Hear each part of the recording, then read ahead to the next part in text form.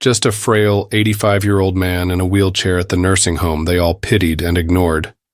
Until 3 armed robbers threatened the residents and discovered that William "Ghost" Patterson was the most decorated sniper in Vietnam War history, with 247 confirmed kills and reflexes that age couldn't diminish. It was 2:15 p.m. on a quiet Thursday afternoon at Sunset Manor assisted living in Phoenix, Arizona, and the desert sun streamed through the large windows of the main recreation room, where a dozen elderly residents sat in various states of alertness, some dozing in their wheelchairs, others engaged in half-hearted games of cards or checkers. The afternoon medication rounds had just finished, leaving most of the residents in the drowsy, peaceful state that marked the lazy hours between lunch and dinner in facilities like this across America. In the corner by the window, positioned so he could see both the room and the parking lot outside, sat a man who had become as much a part of the furniture as the outdated floral wallpaper and worn carpet that hadn't been updated since the 1980s. William Patterson, 85, sat motionless in his wheelchair, his weathered hands folded in his lap, his roomy blue eyes seemingly unfocused as they gazed out at the parking lot, where visiting family members occasionally came and went. To the staff at Sunset Manor, William was simply Mr. Patterson in room 23B, a quiet, undemanding resident who had been there for 3 years since his stroke left him with limited mobility and no family willing or able to provide home care. His medical charts listed him as a widower with mild dementia, prone to long periods of silence broken only by occasional muttered references to the war that the nursing staff attributed to the confused ramblings of an elderly mind losing its grip on reality. The younger employees treated him with the kind of perfunctory kindness reserved for residents who weren't family favorites, making sure he was fed, medicated, and clean, but not bothering to engage with him beyond the minimum required for professional care. They saw what they expected to see, a broken-down old man whose best days were decades behind him, who spent his time staring out windows and living in memories that probably weren't even accurate anymore. If they had bothered to look closely at William Patterson, really look, with the attention that human beings deserve regardless of their age or apparent condition, they might have noticed things that didn't quite fit their assumptions. They might have observed that his unfocused gaze was actually constantly scanning, assessing, cataloging every person who entered and left the facility. They might have seen that his seemingly random positioning by the window provided him with clear sightlines to all entrances and exits, and that he never sat anywhere without first evaluating tactical advantages and potential cover. They might have wondered why a man with mild dementia could recite the exact schedule of every staff member, delivery person, and maintenance worker who regularly visited the facility. Most importantly, they might have questioned why someone who was supposedly confused about recent events could describe, with perfect accuracy, the make, model, and license plate number of every vehicle that had been in the parking lot for more than 5 minutes over the past week. But the staff at Sunset Manor, like most people who work in elder care, had been trained to see elderly residents as medical conditions rather than as human beings with rich histories and valuable experiences. They looked at William Patterson and saw arthritis, limited mobility, and cognitive decline. They failed to see that those same eyes that seemed vacant and confused had once been trusted to eliminate high-value targets from distances that most people couldn't even estimate accurately. Those same hands that now shook slightly when reaching for a water glass had once been steady enough to make shots that required mathematical precision and split-second timing under combat conditions. That same mind that seemed to wander between past and present had once been sharp enough to operate independently behind enemy lines for weeks at a time, making life-and-death decisions that affected the outcome of military operations spanning multiple countries. William Patterson wasn't just any veteran. He was former Staff Sergeant William "Ghost" Patterson, United States Army 1st Cavalry Division, with 2 tours in Vietnam and a military record that was still partially classified 57 years after the end of his service. For 3 years in Southeast Asia, he had been one of the most effective and feared snipers in the American military, operating in conditions that would have broken most men, and achieving results that had become legendary among the special operations community.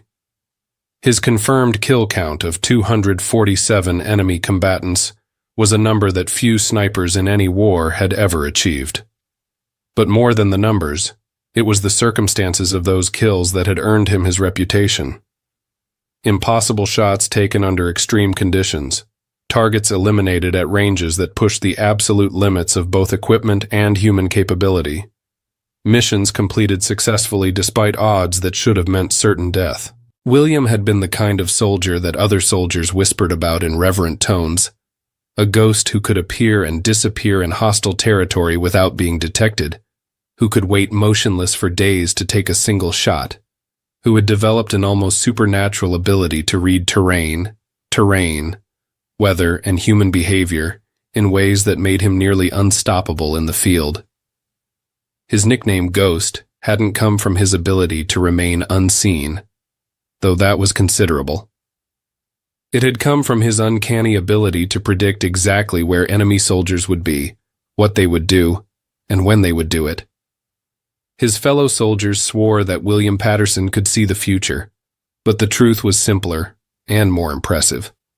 He had trained his mind to process enormous amounts of environmental data and make accurate predictions about human behavior under stress. After Vietnam, William had returned to a country that didn't want to hear about his service and didn't know how to integrate men like him back into civilian society.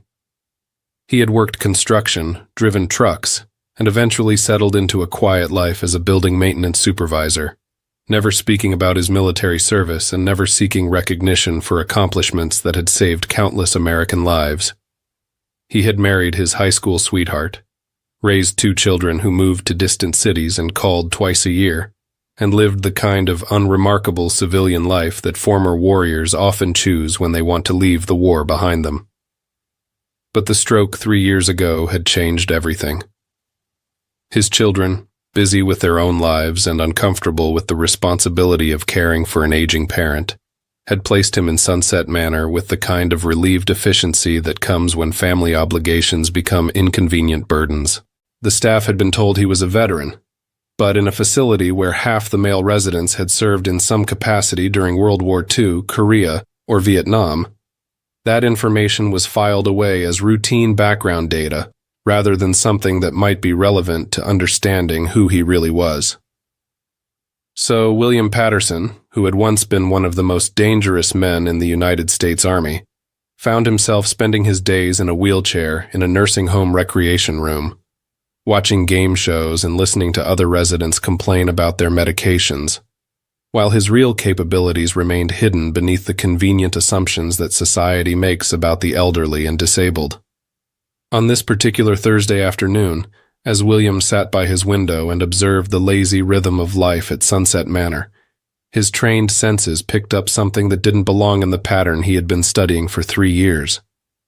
A black panel van had been parked across the street for 47 minutes, which was 37 minutes longer than any legitimate business vehicle had ever remained in that location. The van had tinted windows that prevented observation of its occupants, and it was positioned at an angle that provided clear sight lines to both the main entrance and the employee parking area of the nursing home. More importantly, William had noticed the same van in the area twice over the previous week, always during afternoon shift changes when staffing was at its lowest and security protocols were most relaxed. William's sniper-trained mind, which had spent years cataloging suspicious behavior and identifying threats before they materialized, began processing tactical assessments with the same methodical precision he had once used to eliminate enemy targets. The van's positioning suggested surveillance rather than coincidence. The timing of its appearances corresponded to periods when the facility was most vulnerable. The extended observation periods indicated planning and preparation rather than random presence.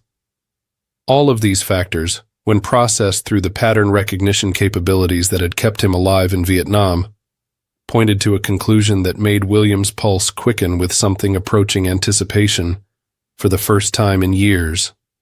Sunset Manor was being targeted for some kind of criminal activity, and it was going to happen soon. At exactly 2:47 p.m., William's assessment proved correct. The van's doors opened and 3 men emerged with the coordinated precision of a military unit executing a planned operation. They moved quickly, but not frantically, wearing dark clothing and carrying themselves with the confident purposefulness of people who had done this before. As they approached the main entrance of Sunset Manor, William caught glimpses of what appeared to be weapons concealed beneath their jackets, the telltale outline of pistols, and possibly something larger. William Patterson, former sniper and student of human behavior under stress, understood immediately that he was looking at the opening moments of an armed robbery, targeting a facility full of elderly, vulnerable residents and a small staff of underpaid caregivers who had never trained for this kind of situation. In the space of seconds, William's mind shifted from the foggy, confused state that the nursing home staff had come to expect from him to the hyper-alert tactical awareness that had once made him one of the most effective soldiers in Vietnam. The transformation was invisible to casual observation. He remained sitting quietly in his wheelchair by the window, but internally, Staff Sergeant William "Ghost" Patterson was conducting the kind of threat assessment and tactical planning that had once been his specialty. 3 hostiles, armed, moving with coordination that suggested military or law enforcement training. Facility layout favored defenders with knowledge of the terrain. Civilian population of approximately 30 residents and 6 staff members, all non-combatants requiring protection. No law enforcement presence and rural location meant response time would be significant. Most importantly, William had 2 critical advantages that the approaching criminals couldn't possibly know about. He understood their tactics better than they did, and he possessed skills that age and physical limitations hadn't diminished. The 3 men entered Sunset Manor through the main lobby with guns drawn, immediately taking control of the front desk and ordering the receptionist to activate the door locks that would prevent anyone from leaving. Their leader, a tall man with prison tattoos covering his neck and arms, began shouting orders with the practiced authority of someone who had done this before. "Everybody stay calm and nobody gets hurt," his voice boomed through the facility. "This is a robbery. We're not here to hurt anyone, but we will if we have to." The reaction among the residents and staff was exactly what the robbers expected: shock, fear, and compliance from people who had never faced violence and had no training or experience for handling armed criminals. Elderly residents began crying or calling for help. Staff members raised their hands and moved away from anything that might be construed as threatening. The careful routine of afternoon care dissolved into chaos as everyone tried to process what was happening and figure out how to survive it. But in his wheelchair by the window, William Patterson was making different calculations. He was assessing sight lines, cover positions, and potential weapons, while his mind automatically began the kind of tactical planning that had once been his daily routine.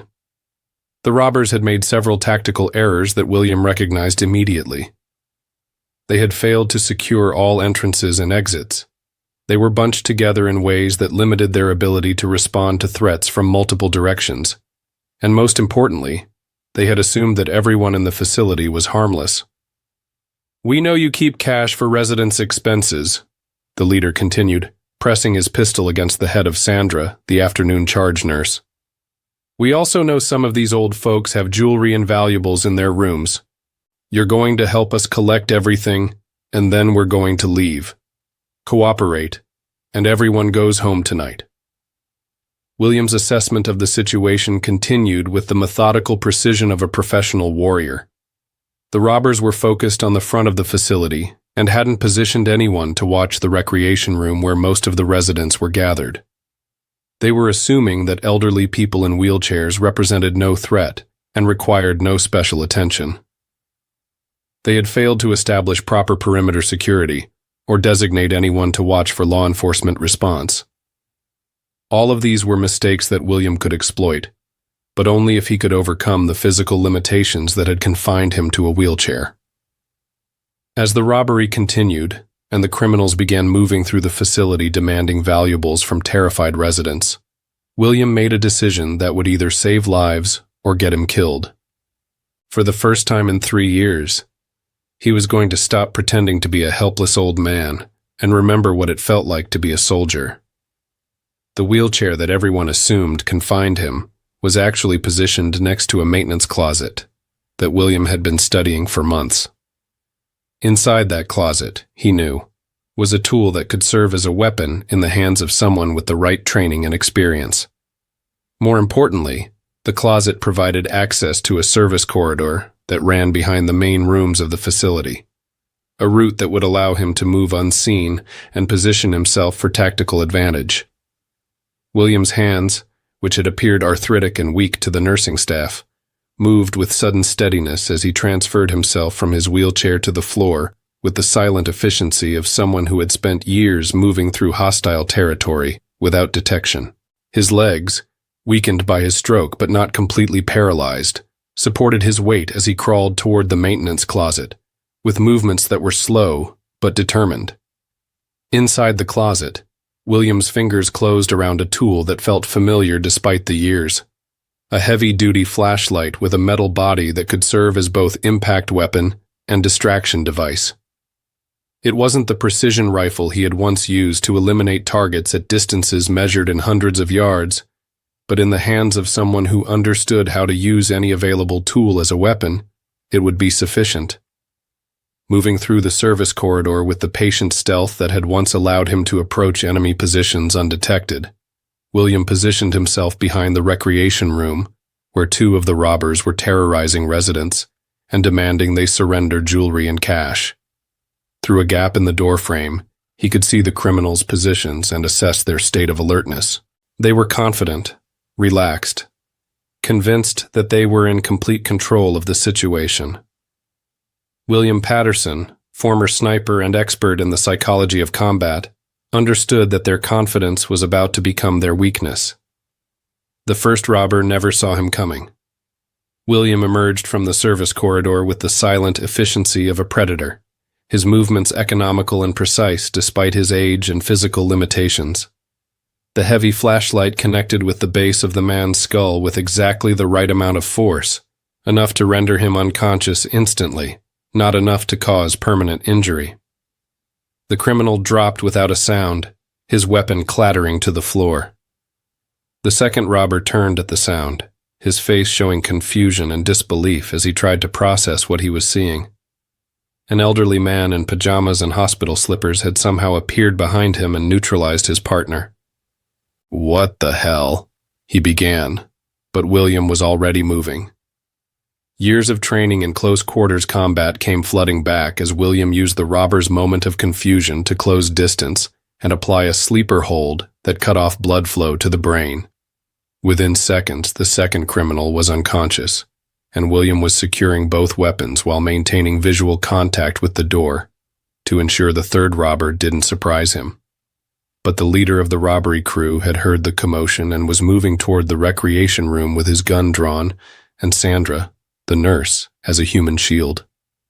When he entered the room and saw his 2 partners unconscious on the floor, with an elderly man kneeling beside them holding their weapons, his face went through a series of expressions that William had seen before. Confusion, disbelief, and finally recognition that the situation had changed in ways he didn't understand. "Drop the guns, old man," the leader said, pressing his pistol harder against Sandra's head. "I don't know how you took down my guys, but it doesn't matter. You shoot me, I kill her. You try anything stupid, I kill her. So we're going to work out a deal." William looked at the man who was threatening an innocent woman's life and felt something he hadn't experienced in years. The cold, analytical calm that had once made him one of the most effective killers in the United States military. This wasn't just about stopping a robbery anymore. This was about eliminating a threat to people under his protection, and William Patterson had never failed to complete that kind of mission. "Son," William said, his voice carrying the quiet authority that comes from absolute confidence in one's abilities. "You've made 2 mistakes. First, you assumed that being old means being helpless.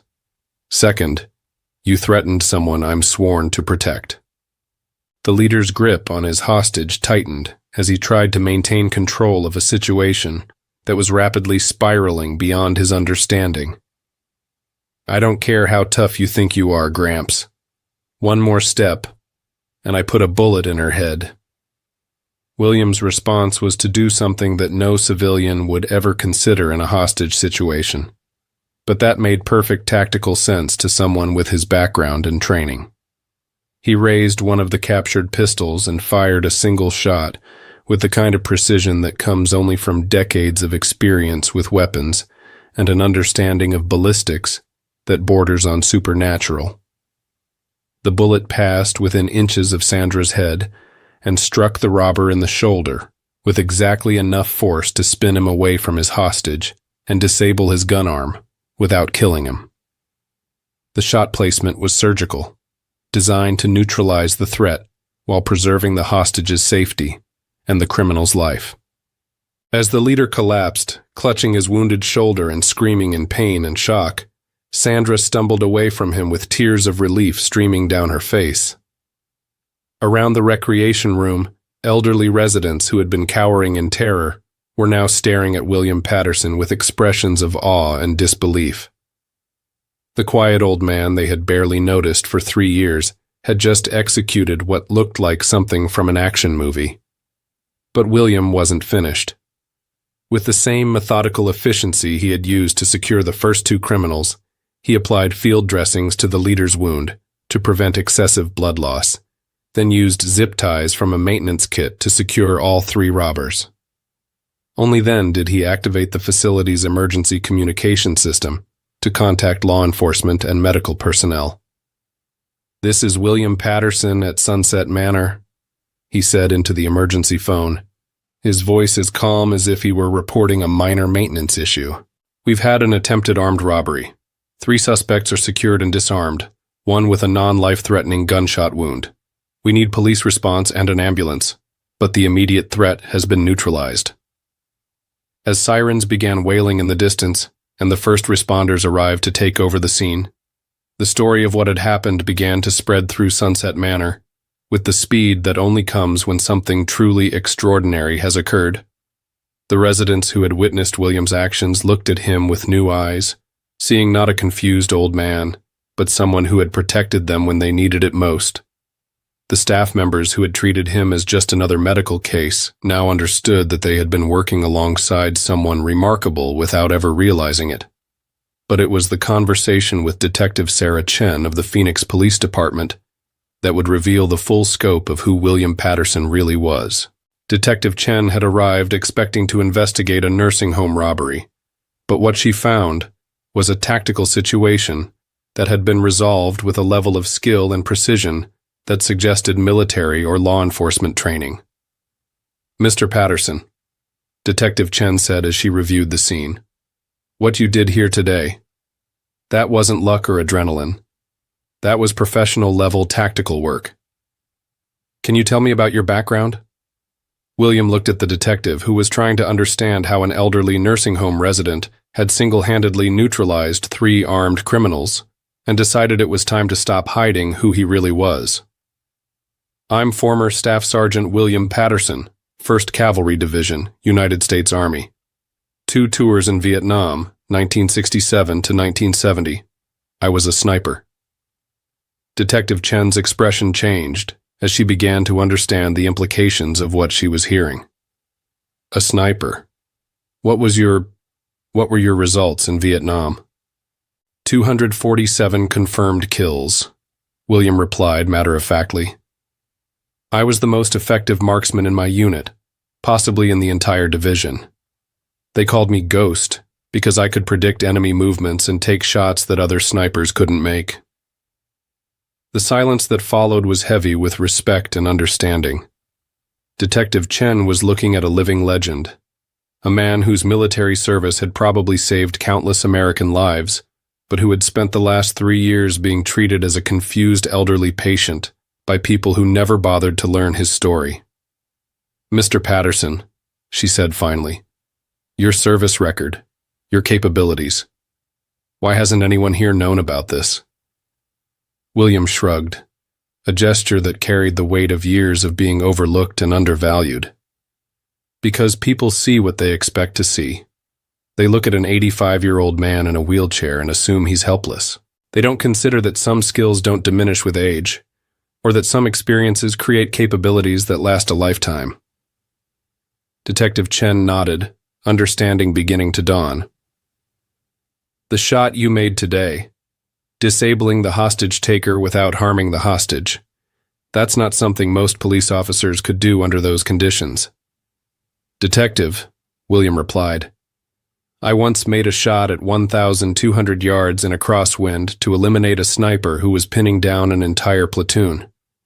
Today's shot was 15 feet in ideal conditions. The only difference was that today, I was protecting people I care about, instead of soldiers I was responsible for. As the investigation concluded and the 3 robbers were taken into custody, William Patterson found himself back in his wheelchair by the window, watching the sunset over the Arizona desert. But everything had changed. The staff at Sunset Manor now greeted him with genuine respect and interest in his experiences. The residents looked at him as more than just another elderly patient. They saw him as someone who had protected them when they needed it most. Most importantly, William had been reminded that his value as a person didn't diminish because of his age or physical limitations. The skills and experiences that had made him an effective soldier were still part of who he was, even if he no longer had opportunities to use them in their original context. When Director Margaret Walsh approached him later that evening to discuss what had happened, William was prepared for questions about liability, insurance, and the facility's policies regarding residents who take action during emergencies. Instead, she surprised him with something he hadn't expected: recognition and gratitude. Mr. Patterson, she said, her voice carrying genuine respect, I owe you an apology. We all do. For 3 years, we've treated you as a patient rather than as a person with valuable experiences and capabilities. You saved lives today, and you probably prevented a tragedy that could have traumatized this entire community. Director Walsh, William replied, I didn't do anything today that I wasn't trained to do 50 years ago. The only difference was that today, I had people to protect who mattered to me.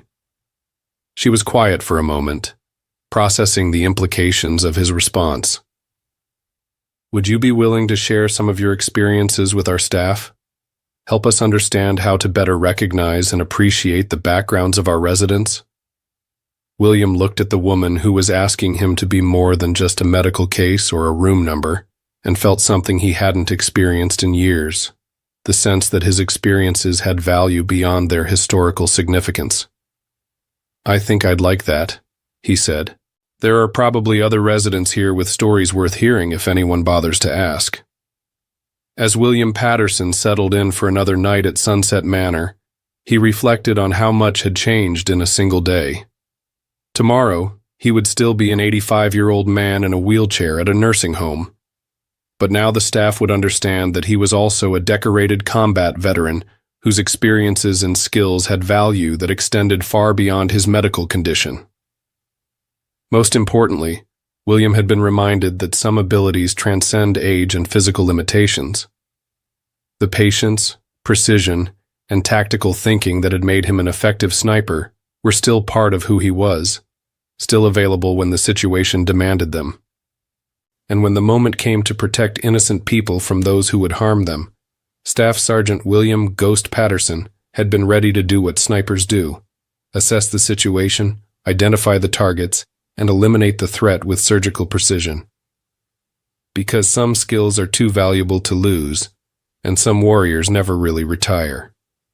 They just find new battles to fight and new people to protect, whether those people recognize their value or not.